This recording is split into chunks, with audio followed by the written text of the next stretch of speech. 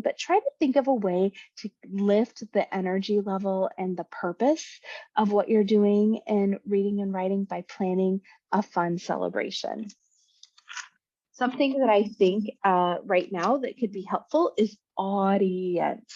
So some of the things that I was thinking is like find a way to build a purpose in the work that you're doing and provide an audience for that. So you could consider doing like book reviews. So as students are reading books, they could create book reviews and they could record themselves and you could create QR codes and it could go on the books in your school library, or those videos of the book reviews teach them how to do like a book talk.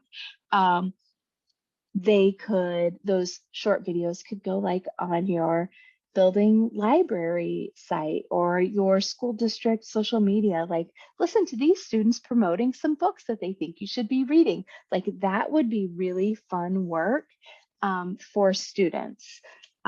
Another way you could build audience is invite staff and families or community members and have them be an audience for students via Zoom, or the students could create something, record themselves, and then you could push it out to people and they could give the students feedback, or they could do compliment only, give the students just compliments and get them excited, or even ask them questions about maybe what they're researching and writing about if they're doing like argumentative essays.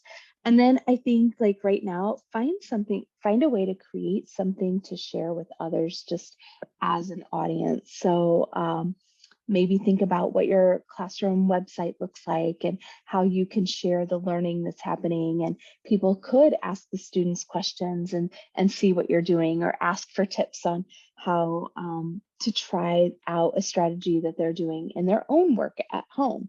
So I think that could be really fun. One of my favorite things, and I feel like you'll hear me talk about this a lot, is clubs, because clubs are fun. Who doesn't want to be in a club, right?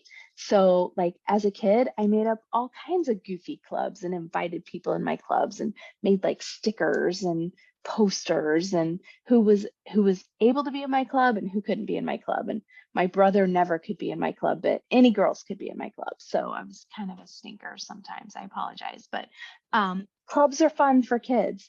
So kids love being in clubs. They love creating clubs. It's important that the clubs are student choice, and you want to think about a couple of different clubs that you could offer. So I was kind of thinking about this, and I was thinking in writing, you could consider doing like a genre club. Maybe students who want to write informational or argumentative essay or opinion or persuasive pieces. Like you could get even more specific, or maybe they want to do a research club or a journalism club, or maybe like a graphic novel writing club. That could be really fun.